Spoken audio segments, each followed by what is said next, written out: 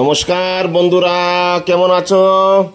আজকে আমি আপনাকে দেখাচ্ছি আমাদের নাগপুরে মহারাষ্ট্রতে পাঠার মাংস কিরম পাওয়া যায়। ঠিক আছে, তো আপনারা দেখছেনই একটা পাঠান এখনই কাটছে।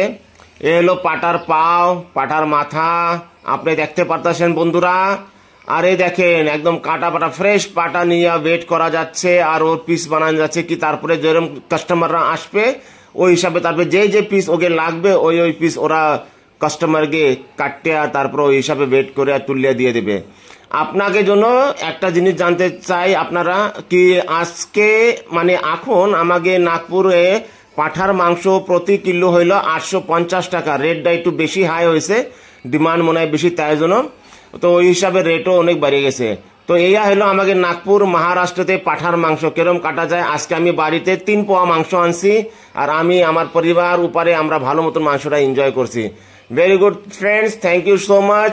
চ্যানেলটা প্লিজ সাবস্ক্রাইব করেন আর অনেক আশীর্বাদ দেন। Thank you, enjoy video.